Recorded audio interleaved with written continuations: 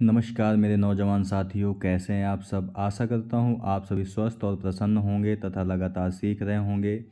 मैं Prem, assistant professor PSMPG college geography department Kannauj, आपका स्वागत करता हूं अपने YouTube channel geography with Prem में।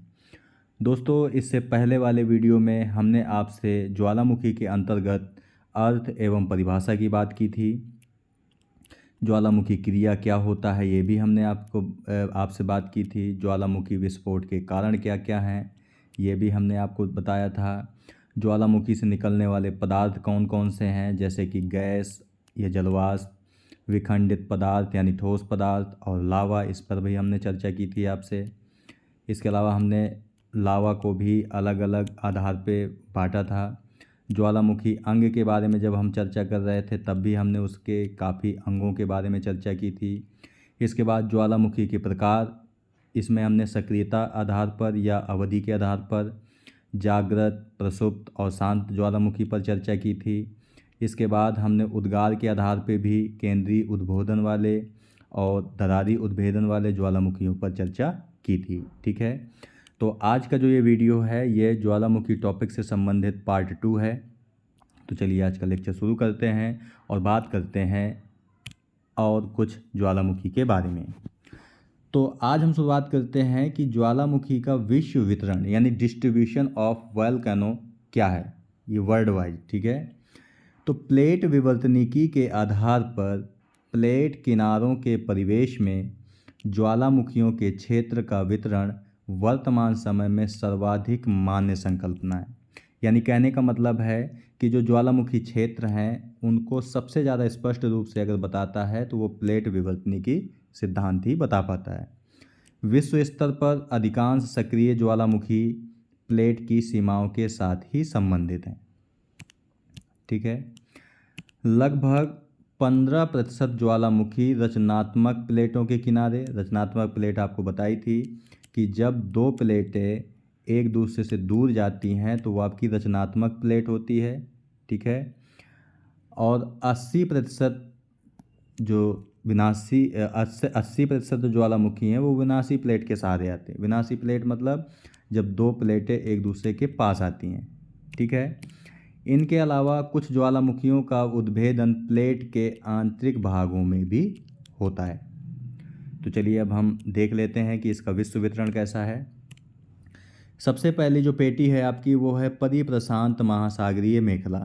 ठीक है, आपको जब भूकंप के बारे में हमने चर्चा की थी तो जो पेटियां बताई थी लगभग वही पेटियां आपकी ज्वालामुखियों की भी हैं।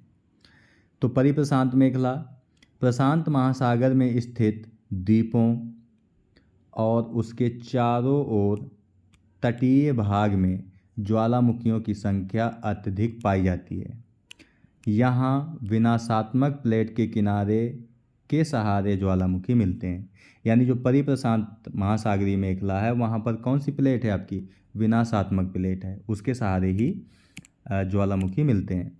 विश्व के लगभग ज्वालामुखियों का 2/3 भाग प्रशांत महासागर के दोनों तटीय भागों, द्वीपचापों और समुद्री द्वीपों के सहारे पाया जाता है।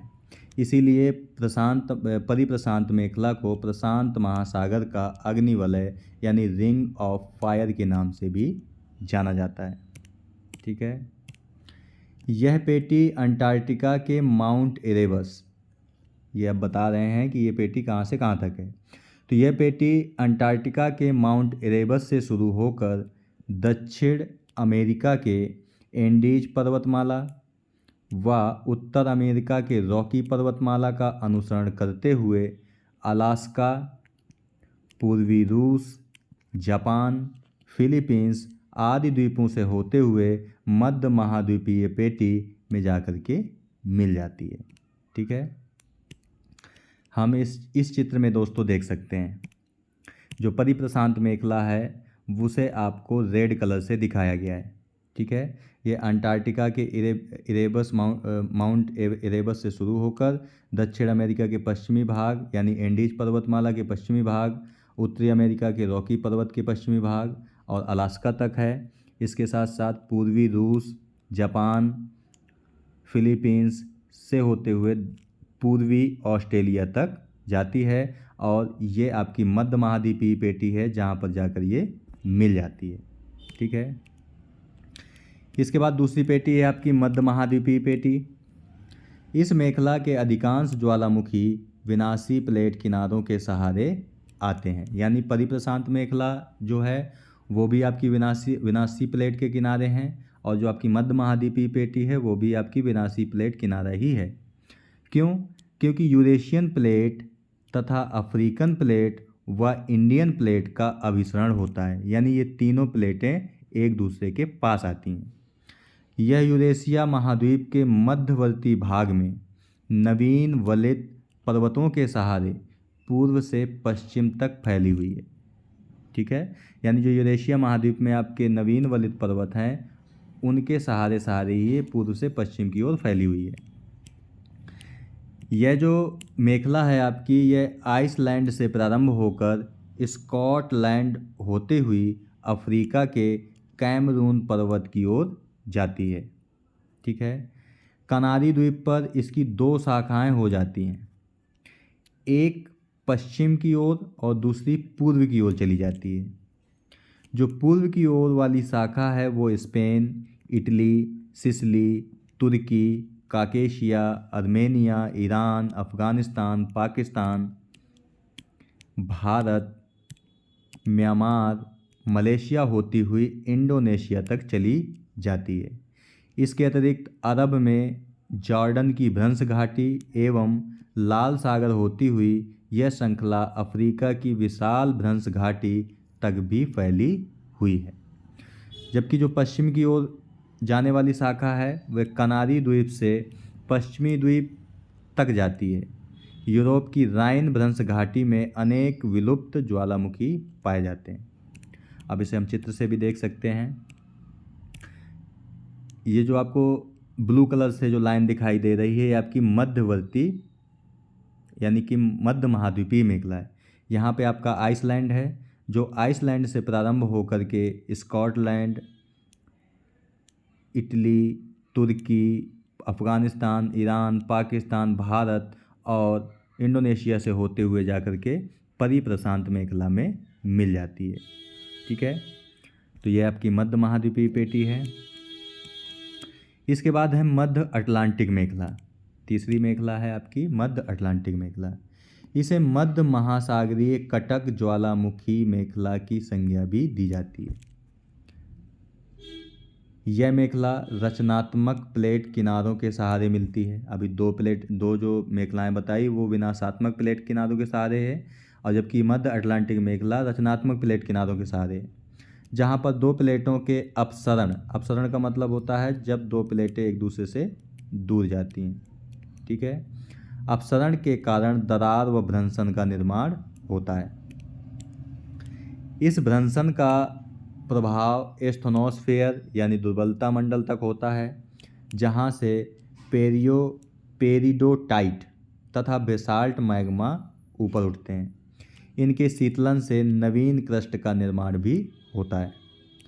कटक के पास नवीनतम लावा होता है तथा इससे यानी कटक से जितना दूर हटते जाते हैं लावा उतना ही प्राचीन होता चला जाता है। ठीक है, इस तरह की ज्वालामुखी क्रिया सबसे अधिक मध्य अटलांटिक कटक के सहारे होती है। आइसलैंड इस मेखला का सर्वाधिक महत्वपूर्ण सक्रिय क्षेत्र है, जहां लॉकी, हेक्ला, हेल्गा फेल का उद्गार महत्वपूर्ण है। यानी कि ये ज्वालामुखियों के नाम है दोस्तों। लॉकी, हेक्ला, हेल्गा फेल ये किस जगह पाए जाते हैं? तो ये आइसलैंड क्षेत्र में पाए जाते हैं। लेसर एंटिलीज दक्षिण अटलांटिक महासागर का है। एजोर द्वीप तथा सेंट हेलेना उत्तरी अटलांटिक महासागर आदि इस मेखला के अन्य प्रमुख ज्वालामुखी क्षेत्र हैं। ठीक है, इस चित्र के माध्यम से आप या ऊपर वाला जो आपका मानचित्र है इसके माध्यम से आप मध्य अटलांटिक पेटी को देख पाएंगे। ये आइसलैंड से शुरू होकर के लगभग ये अंटार्कटिका तक जाती है।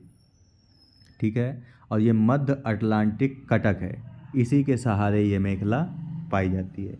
और ये किस प्लेट का हिस्सा है? तो रचनात्मक प्लेट का हिस्सा है। इसके बाद एक और प्लेट है यानी और मेखला है जिसका नाम है अंतरा प्लेट ज्वालामुखी। यानी महाद्वीप या महासागरीय प्लेटों के अंदर भी ज्वालामुखी क्रियाएं होती हैं, ठीक है, जिसका कारण है माइक्रोप्लेट गतिविधियां एवं गर्भ स्थल संकल्पना को माना जाता है, क्योंकि प्लेट विवर्तनिकी सिद्धांत द्वारा अभी तक इनका स्पष्टीकरण नहीं हो पाया है। इस मेखला की एक प्रमुख श्रृंखला हवाई द्वीप से प्रारंभ होकर उत्तर पश्चिम दिशा में कमचटका तक चली गई है। स्मरणीय है कि मात्र हवाई द्वीप पर ही ज्वालामुखी उद्भेदन द्वारा भूकंप आते हैं तथा संपूर्ण श्रृंखला भूकंप रहित है। इसी कारण इसे भूकंप रहित कटक भी कहते हैं। महासागरीय प्लेटों के अलावा महाद्वीपीय प्लेटों के आंतरिक भागों में भी ज्वालामुखी का विशेषकर दरारी उद्भेदन होता है। उदाहरण के लिए कोलंबिया पठार, भारतीय प्रायद्वीपीय पठार, ब्राज़ील व पराग्वे का पराना पठार का निर्माण दरारी उद्भेदन के फलस्वरूप ही हुआ था। ध्यातव्य है कि पूर्वी अफ्रीका के भूभ्रंश घाटी क्षेत्र के ज्वालामुखी भी अंतराज प्लेट ज्वालामुखियों के ही उदाहरण हैं, ठीक है। इस चित्र में आप दोस्तों देख सकते हैं जो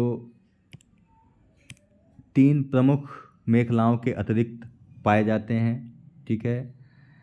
जैसे कि ये आपके महासागरीय क्षेत्र में पाए जाने वाले ज्वालामुखी हैं, ठीक है। ये आपके महाद्वीपीय के आंतरिक भागों में पाए जाने वाले ज्वालामुखी हैं। इसके अलावा यहाँ पर भी आपको कुछ दिखाई दे रहा होगा, ये भी आपके ज्वालामुखी हैं, ठीक है। तो इसके आधार पे आप जान सकते हैं कि जो परिप्रशांत मेखला है वो आपकी ये है, दोनों तरफ है। मध्य महाद्वीपीय पेटी आपकी ये है और मध्य अटलांटिक पेटी आपकी ये है और आंतरा प्लेट ज्वालामुखी आपके ये है, ठीक है। तो इन चित्रों के माध्यम से आप आसानी से समझ सकते हो। अब हम बात करते हैं ज्वालामुखी के प्रभावों की, ठीक है। ज्वालामुखियों के प्रभाव यानी इफेक्ट ऑफ वोल्केनो। प्रभाव आपके 2 प्रकार के होते हैं, एक नकारात्मक प्रभाव भी होता है तो एक सकारात्मक प्रभाव भी होता है। तो पहले हम देख लेते हैं नकारात्मक प्रभाव क्या पड़ता है। एक अत्यधिक हानिकारक प्राकृतिक आपदा हो सकती है।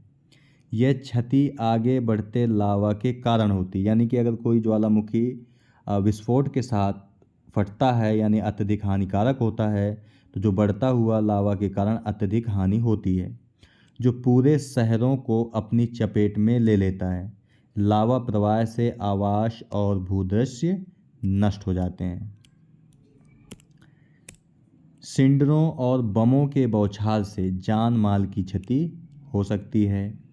ज्वालामुखी गतिविधि से जुड़े हिंसक भूकंप और भारी बारिश से संतृप्त ज्वालामुखी राख के कीचड़ प्रवाह आसपास के स्थानों को दफन कर सकता है। कभी कभी बारिश के प्रभाव में राख जमा हो सकती है और आसपास के क्षेत्रों को पूरी तरह ढक भी सकती है। ज्वालामुखी विस्फोट के बाद स्वास्थ्य संबंधी चिंताओं में संक्रामक रोग, श्वसन संबंधी बीमारियां, जलन, गिरने से चोटें, राख के कारण होने वाली फिसलन, धुंधली स्थितियों से संबंधित वाहन दुर्घटनाएं भी शामिल होती हैं। इसके अतिरिक्त प्रभाव पानी की गुणवत्ता में भी गिरावट आती है। बारिश की कम अवधि हो जाती है, फसल क्षति होती है और वनस्पतियों का भी विनाश होता है। तटीय क्षेत्रों में सुनामी नामक भूकंपीय समुद्री लहरें एक अतिरिक्त खतरा हैं जो पनडुब्बी पृथ्वी दोषों से उत्पन्न होती हैं और जहां ज्वालामुखी सक्रिय होते हैं। यानी कहने का मतलब है कि इससे आर्थिक नुकसान भी होता है, जान माल का नुकसान भी होता है, स्वास्थ्य संबंधी अनेक बीमारियां फैल जाती हैं। इसके साथ साथ पानी की गुणवत्ता भी खराब हो जाती है और सुनामी जैसी लहरें भी उत्पन्न होती हैं तटीय भागों में। ये इसके नकारात्मक प्रभाव थे। अब इसके सकारात्मक प्रभाव की बात करें तो ज्वालामुखी का कुछ फ़ायदा भी है। जैसे ज्वालामुखी से द्वीप, पठार, ज्वालामुखी पर्वत आदि जैसी नई भू आकृतियाँ बनती हैं। उदाहरण के लिए दक्कन का पठार, भारत का जो पठार है प्रायद्वीप पठार, उसका एक हिस्सा है दक्कन का पठार। वो किस तरह बना है? ज्वालामुखी से ही बना है। माउंट वेसियस का निर्माण भी हुआ है तो ज्वालामुखी प्रक्रिया से ही हुआ है। ज्वालामुखी की राख और धूल खेतों और बगीचों के लिए बहुत उपजाऊ भी होती है। ठीक है। ज्वालामुखी चट्टानें अपक्षय और अपघटन के कारण बहुत उपजाऊ मिट्टी भी उत्पन्न करती हैं। जैसे कहा जाता है कि काली मिट्टी का निर्माण लावा के अपघटन यानी अपक्षय और अपघटन से ही होता है। यद्यपि तीव्र ज्वालामुखी ढलान व्यापक कृषि को रोकते हैं, उन पर वानिकी संचालन मूल्यवान लकड़ी संसाधन प्रदान करते हैं। खनिज संसाधन विशेषकर धातु अयस्क ज्वालामुखी द्वारा सतह पर लाए जाते हैं और कभी कभी तांबा और अन्य अयस्क गैस बुलबुले की गुहाओं को भर देते हैं। दक्षिण अफ्रीका की प्रसिद्ध किम्बरलाइट चट्टान हीरों का स्रोत एक प्राचीन ज्वालामुखी का ही पाइप है। यानी कहने का मतलब है कि जो साउथ अफ्रीका की किम्बरले की खान है वो हीरे के लिए प्रसिद्ध है और हीरा की प्राप्ति किस कारण से हो रही है? जो वो ज्वालामुखी उद्गार के कारण ही हो रही है। इसके अलावा लावा चट्टान का उपयोग बड़े पैमाने पर कंक्रीट समुच्चय या रेल, सड़क, गिट्टी और अन्य इंजीनियरिंग उद्देश्यों के लिए कुचली हुई चट्टान के स्रोत के रूप में भी किया जाता है। यानी कि सड़कों के निर्माण में लावा का उपयोग होता है। सक्रिय ज्वालामुखियों के आसपास गहराई में पानी गर्म मैग्मा के संपर्क से गर्म हो जाता है, जिससे झरने और गीजर निकलते हैं। ठीक है। तो ज्वालामुखी गतिविधि वाले क्षेत्रों में पृथ्वी के आंतरिक भाग से निकलने वाली गर्मी का उपयोग भूतापीय बिजली उत्पन्न करने के लिए भी किया जाता है। इसके साथ साथ भूतापीय ऊर्जा का उत्पादन करने वाले देशों में संयुक्त राज्य अमेरिका, रूस, जापान, इटली, न्यूजीलैंड, मैक्सिको शामिल हैं। ठीक है। कई स्थानों पर ज्वालामुखी भूआकृतियाँ भारी पर्यटक यातायात को आकर्षित करती हैं। कई स्थानों पर ज्वालामुखियों के इर्द गिर्द केंद्रित राष्ट्रीय उद्यान भी स्थापित हो जाते हैं। यानी ज्वालामुखी के सकारात्मक प्रभाव भी हैं और नकारात्मक प्रभाव भी हैं। इसके अलावा ज्वालामुखी उद्गार के अन्य प्रमुख भूस्वरूप कौन कौन से हैं? गेसर एवं गर्म जल स्रोत, यानी कि दोस्तों यहाँ पे जेंडर नहीं होगा, गेशर होगा, GYSER, गीजर या हॉट स्प्रिंग। ये क्या होते हैं? गेशर गर्म जल के स्रोत होते हैं जिनसे अवकाश के बाद, ये वर्ड आपको याद रखना है, अवकाश के बाद गर्म जल तथा वाष्प क्या क्या निकलता है? गर्म जल और वाष्प तीव्रता से निकला करती है। कभी कभी इनकी ऊंचाई सैकड़ों फीट तक होती है। जैसे संयुक्त राज्य अमेरिका के येलोस्टोन नेशनल पार्क का ओल्ड फेथफुल तथा एक्सेलसियर ग्लेशियर। ये आपको याद रखना है कि ओल्ड फेथफुल ग्लेशियर कहाँ पर है? तो वो संयुक्त राज्य अमेरिका के येलो नेशनल पार्क में है, येलोस्टोन नेशनल पार्क में। यद्यपि ग्लेशियर तथा गर्म जल स्रोत समान होते हैं परंतु एक से नहीं होते। गर्म जल स्रोत से वाष्प तथा गर्म जल निरंतर निकला करता है। ये आपको याद रखना है कि जो गर्म जल स्रोत है उससे गर्म जल और वाष्प निरंतर यानी लगातार निकल रहे होते हैं, जबकि ग्लेशियर में ऐसा नहीं होता है। ग्लेशियर में अवकाश के बाद वाष्प और गर्म जल बाहर निकलता है। इसकी क्रिया में किसी प्रकार का अवकाश नहीं पाया जाता, परंतु गेसर का संबंध ज्वालामुखी क्रिया से होता है, जबकि गर्म जल स्रोत का कारण पृथ्वी के आंतरिक भाग से संबंधित होता है। ठीक है, तो ये भी आपको याद रखना है कि गेसर का संबंध ज्वालामुखी क्रिया से है तो गर्म जल का पृथ्वी के आंतरिक भाग से। ठीक है, गेसर में जल और वाष्प अवकाश के बाद निकलते हैं, जबकि गर्म जल स्रोत में हमेशा निकलते रहते हैं। इसके अलावा है धुआंरे यानी कि फ्यूमारोल्स।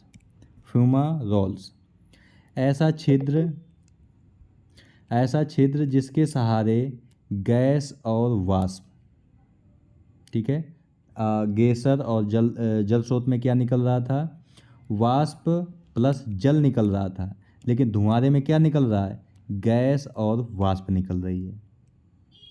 धुआंरे की संज्ञा दी जाती है जिसका सीधा संबंध ज्वालामुखी क्रिया से होता है। वास्तव में धुआंरे ज्वालामुखी की सक्रियता के अंतिम लक्षण माने जाते हैं। गेशर एवं गर्म जल स्रोत की अपेक्षा धुआंरे द्वारा निश्चित यानी निकलने वाला वाष्प का तापमान बहुत अधिक होता है। सभी धुआंरों से निष्पृत यानी निकलने वाले पदार्थ में वाष्प 98 से 99% तक तथा अन्य गैसों में जैसे कार्बन डाइऑक्साइड, HCl, H2S आदि भी निकलते हैं। ऑक्सीजन एवं अमोनिया के अलावा महत्वपूर्ण खनिज गंधक भी पाया जाता है, यानी कि धुआंरे से गंधक भी निकलता है। और ऐसे धुआंरे भी हैं जिनसे अधिक मात्रा में गंधक यानी सल्फर का धुआं निकलता है, जिन्हें सोल्फा तारा की उपमा दी गई है। यानी कि ऐसे धुआंरे जिनसे गंधक और ये गंधक या सल्फर निकलता है उसे क्या कहा जाता है, सोल्फा तारा कहा जाता है। विश्व के प्रमुख धुआंरों में अलास्का की 10 सहस्त्र धूम घाटी, ठीक है, यानी 10,000 धूम घाटी, ये कहाँ पर है, अलास्का में है। ईरान का कोहे सुल्तान धुआंरा तथा न्यूजीलैंड की प्लेंटी की खाड़ी में हाइट टापू का धुआंरा आदि प्रसिद्ध हैं। धुआंरों का आर्थिक उपयोग भी होता है। इनसे गंधक एवं बोरिस एसिड प्राप्त किया जाता है। गर्म वाष्प तथा गैसों को एकत्रित कर इटली तथा USA में बिजली भी उत्पन्न की जाती है। इसके बाद है कॉल्डेरा। इसका निर्माण क्रेटर के धंसाव अथवा ज्वालामुखी के विस्फोटक उद्भेदन से होता है, जिसका व्यास क्रेटर तथा ज्वालामुखी छिद्र से बहुत अधिक होता है। जैसे आसो, जापान में एक आसो कोल्डेरा है, नामक कोल्डेरा है, ठीक है।